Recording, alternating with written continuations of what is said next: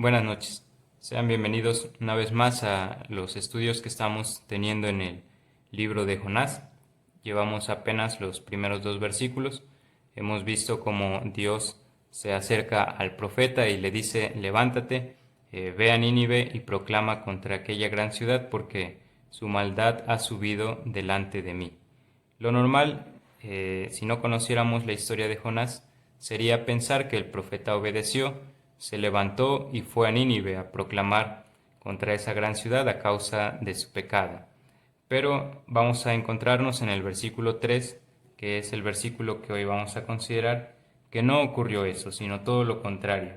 Dice el texto: y Jonás se levantó para huir de la presencia de Jehová a Tarsis, y descendió a Jope y halló una nave que partía para Tarsis, y pagando su pasaje entró en ella para irse con ellos a Tarsis, lejos de la presencia de Jehová.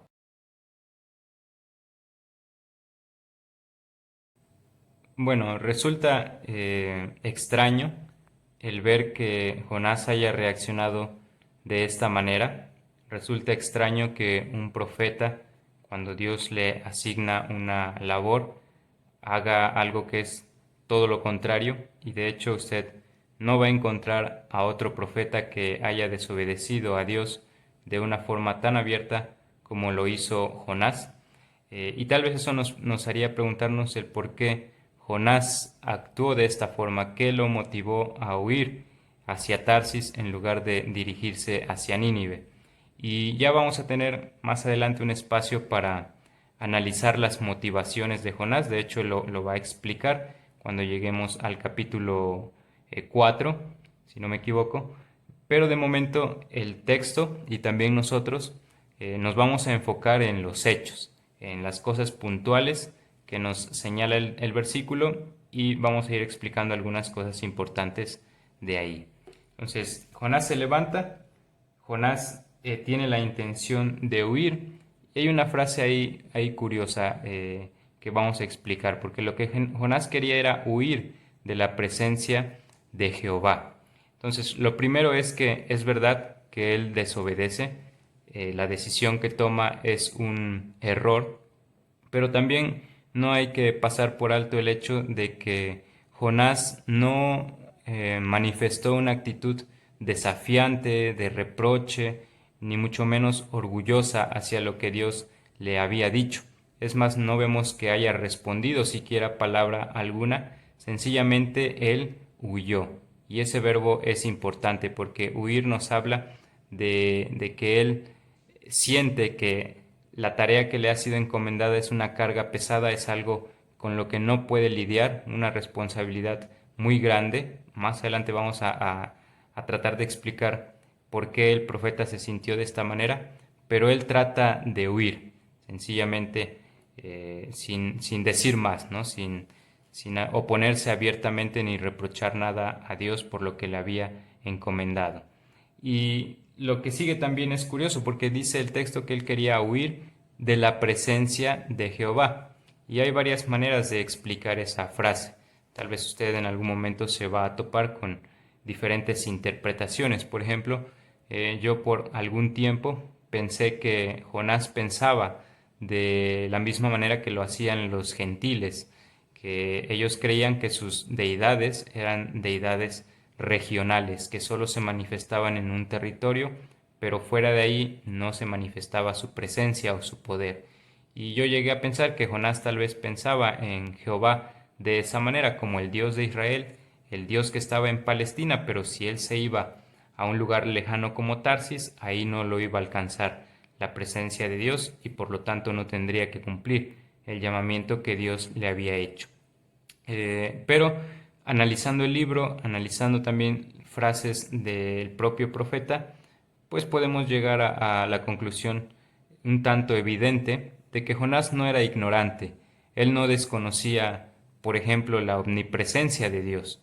Había ya en su época salmos como el Salmo 139 de David, que dice: ¿a dónde huiré de tu presencia? ¿A dónde me iré de tu espíritu? Si me fuere, vamos a parafrasear, hasta lo más lejos, ahí me guiaría tu mano.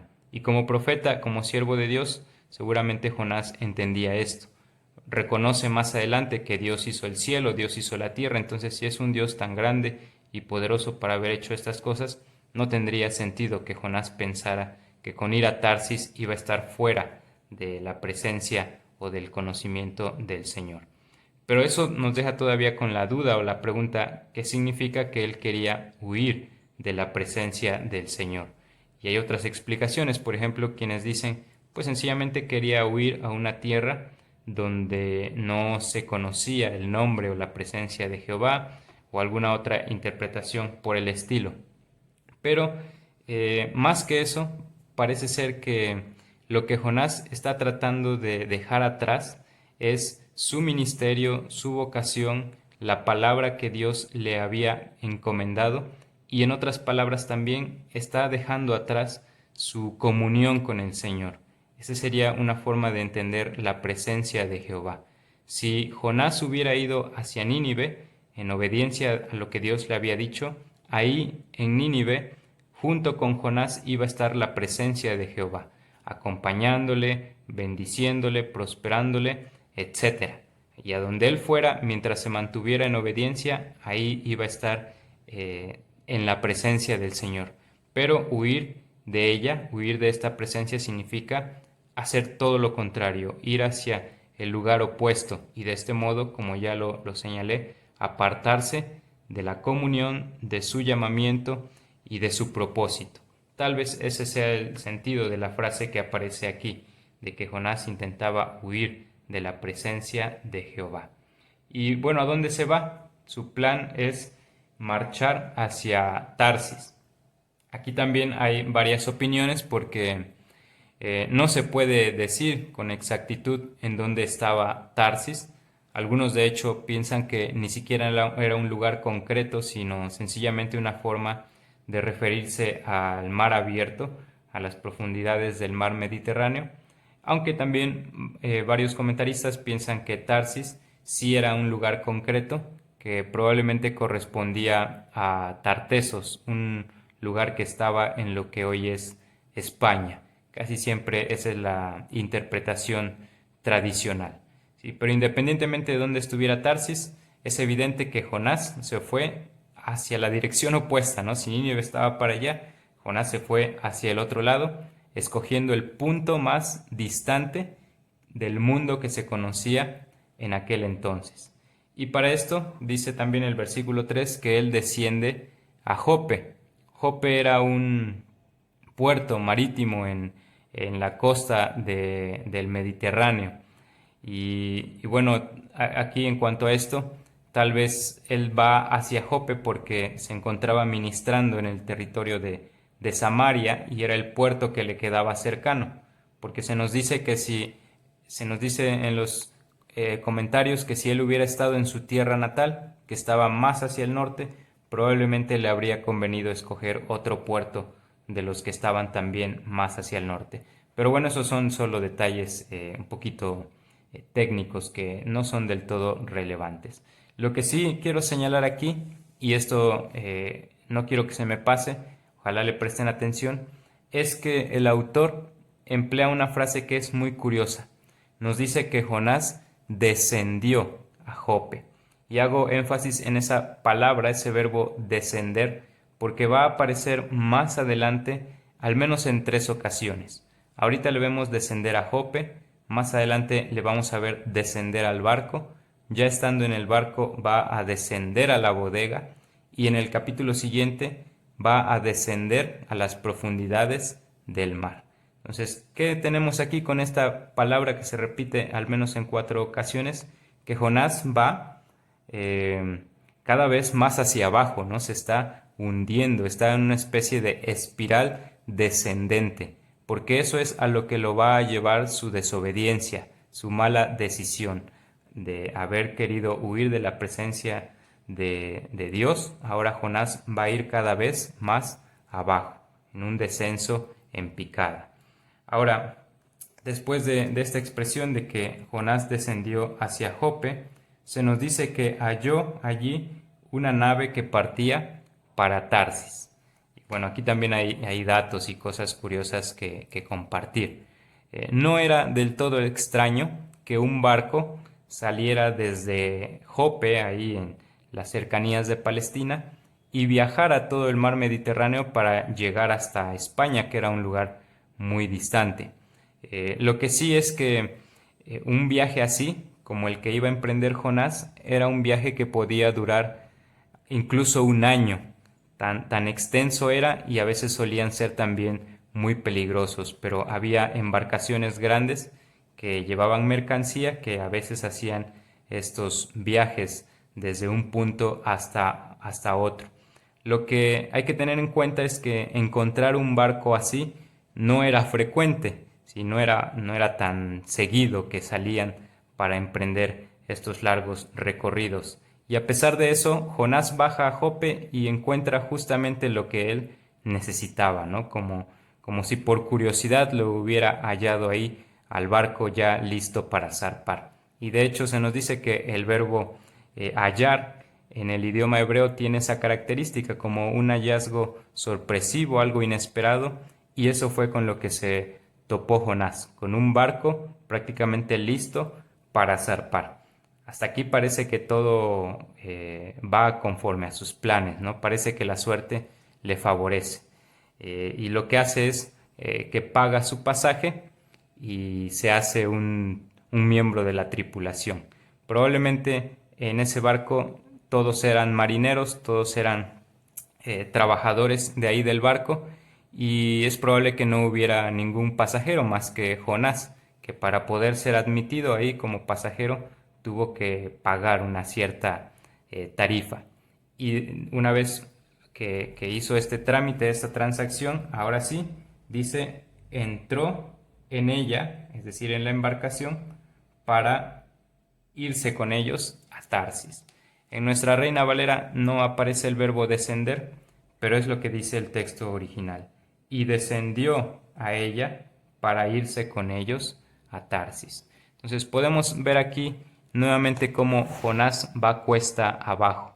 Y esto se hace evidente en el hecho de que siendo un profeta de Israel, siendo un siervo del Señor, termina en una embarcación que probablemente era incómoda, que tal vez estaba sucia y, lo que era peor para un judío, rodeado de marineros gentiles. Y es una ironía, ¿verdad? Porque hasta el momento Jonás está rechazando ir a una nación extranjera, predicarle a gente pagana, pero resulta que está metido en una embarcación que está llena de gente como esa, de gentiles, y él es el único que está ahí y Dios lo va a usar aún a su pesar para dar testimonio. Y vamos a terminar con la frase que aparece al final del versículo 3. Se nos repite cuál era su intención. Se metió a la nave con ellos para huir lejos de la presencia de Jehová.